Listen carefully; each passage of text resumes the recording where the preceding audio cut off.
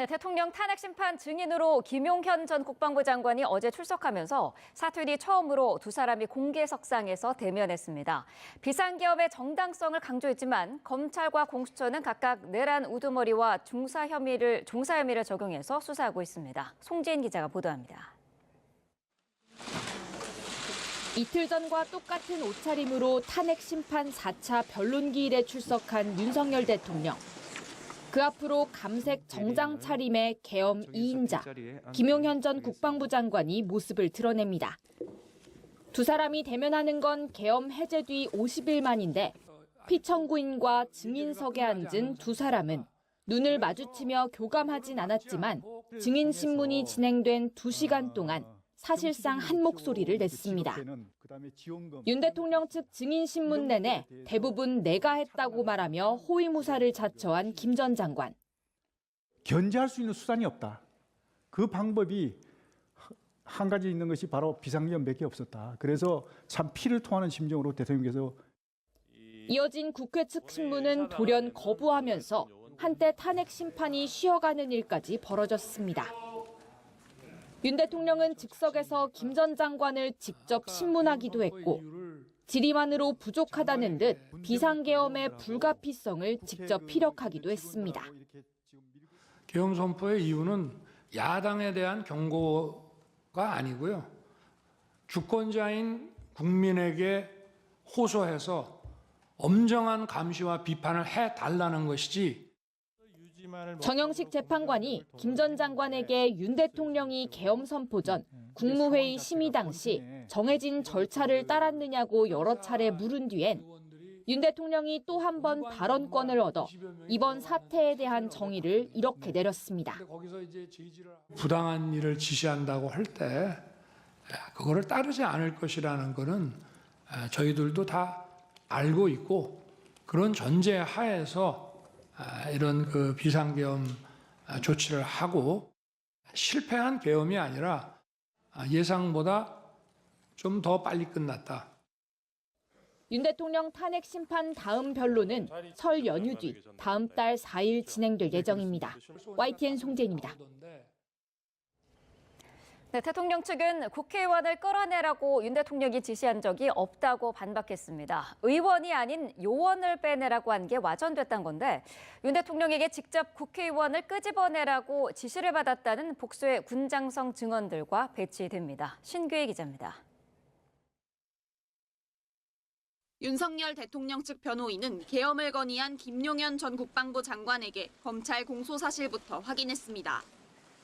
윤 대통령이 국회의원을 끌어내라고 지시한 적이 있는지 물은 건데 김 전 장관은 야당의 왜곡이라고 반박했습니다.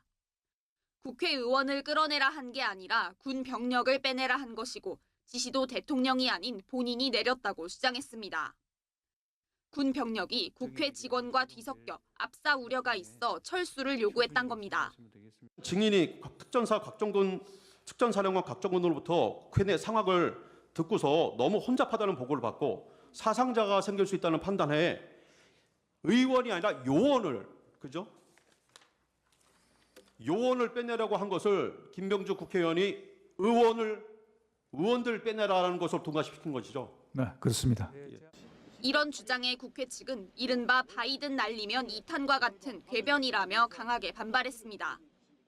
엄정하고 권위 있는 법정에서 가장 저열한 광대극을 연출했다고 저는 생각합니다.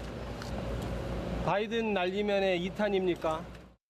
앞서 검찰도 윤 대통령이 이진우 전 수방사령관에게 총을 쏴서라도 문을 부수고 의원들을 끌어내라 명령했다고 김 전 장관 공소장에 적시했습니다.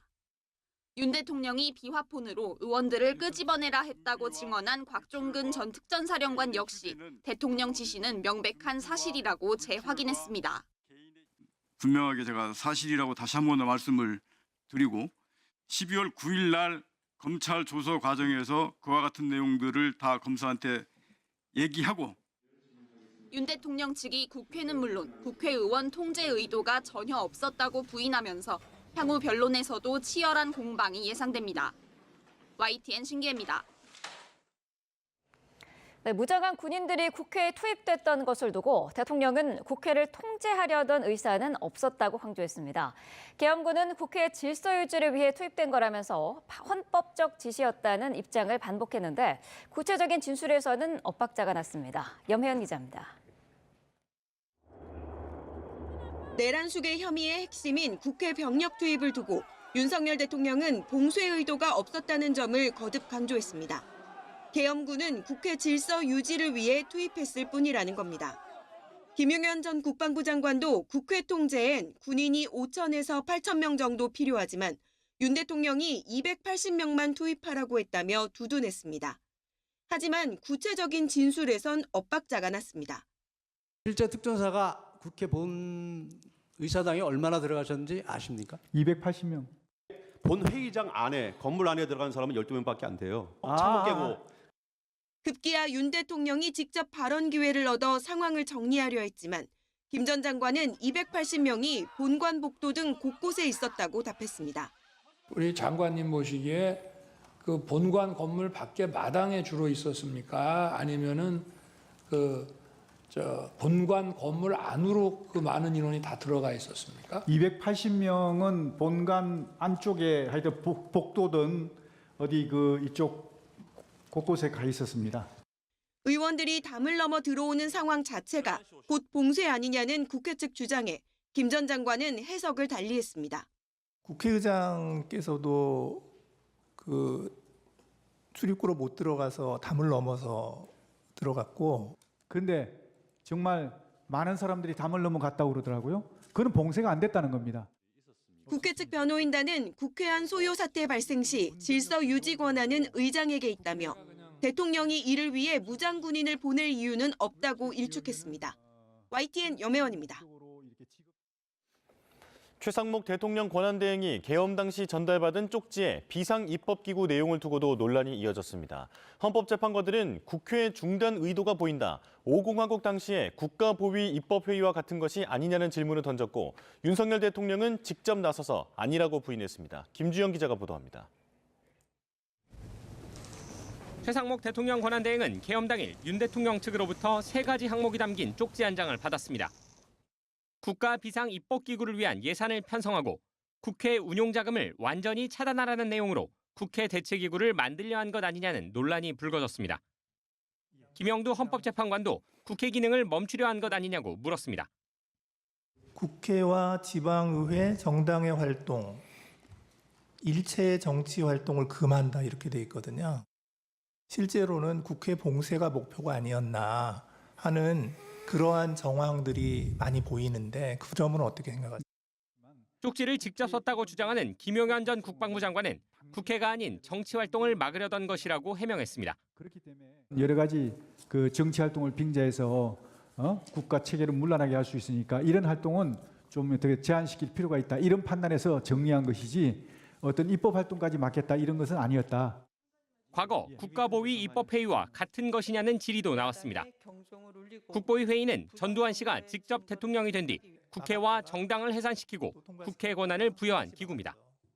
국가 비상 입법기구 아까 말씀을 하셨는데 입법 권한을 실행할 기구를 아마 생각을 하신 것 같아요. 네. 예, 그게 그러면은 5공화국 당시에 국가보위 입법회의하고 좀 같은 성격으로 보면 되겠습니까? 윤석열 대통령은 직접 나서 국보위를 생각했다면 최 대행에게 쪽지를 줄 필요도 없다고 항변했습니다. 헌법 76조에 규정된 긴급 재정 입법권을 수행할 조직을 위한 예산이라는 겁니다. 계엄 선포에 대해서 금융 경제적인 차원에서 이거를 반대하는 기재부 장관이라는 예산 실무 장관에게 이거를 준다는 거는 앞뒤가 안 맞고 윤 대통령 측은 국회의 관련 입법을 기다릴 시간이 없어 새로운 조직을 준비했다고 강조했지만 긴급 재정 입법권 역시 헌법상 국회의 승인을 받아야 합니다. YTN 김주영입니다. 윤석열 대통령은 계엄 포고령을 집행할 가능성이 없었다며 상징적인 의미에 불과했다고 일축했습니다. 그러면서 전공이 처단을 언급한 대목은 오히려 왜 넣었느냐고 김용현 전 장관에게 웃으며 되물었었다고 주장했습니다. 신지원 기자입니다. 윤석열 대통령 탄핵 심판에 증인으로 출석한 김용현 전 국방부 장관은 포고령 초안을 자신이 직접 작성했다고 밝혔습니다. 각종 보조금 12.6 사태 때 이제 계엄이 됐지 않습니까? 그 이후에 이제 12.12 사태 이어서 이제 계속 계엄이 장기화됐는데 그 과정에서 포고령을 굉장히 10건 이상, 10호 이상으로 했거든요. 그런 것들을 제가 참고했습니다. 윤 대통령도 직접 발언 기회를 얻어 김 전 장관에게 포고령 작성 경위를 물었습니다. 그러면서 당시 포고령은 집행 가능성이 없고 상징적인 의미에 불과했다며 논란이 된 전공의 처단 대목은 오히려 김 전 장관에게 웃으며 되물었다고 언급했습니다. 이걸 제가 왜 집어넣냐 웃으면서 이렇게 얘기를 하니 이것도 막 그런 측면에서 좀 어떤 계고한다는 측면에서 그냥 뒀습니다 해서 저도 웃으면서 그냥 놔뒀는데 그 상황은 기억하고 계십니까? 기억합니다. 지금 말씀하시니까 기억납니다. 그러나 헌법재판관은 정치 활동을 금지한 포고령 1항에 숨은 의도를 집중적으로 캐물었습니다. 결국은 가장 주된 목표가 그 입법기구인 국회의 기능을 정지시키겠다 하는 그런 의도가 있는 것으로 보이거든요. 이에 대해 김 전 장관은 윤 대통령은 국민 불편을 우려해 야간 통행 금지 부분만 삭제하도록 지시했을 뿐 관계 법령조차 직접 검토하지 않았다며 포고령에 관한 논란을 자신의 책임으로 돌렸습니다. YTN 신지원입니다.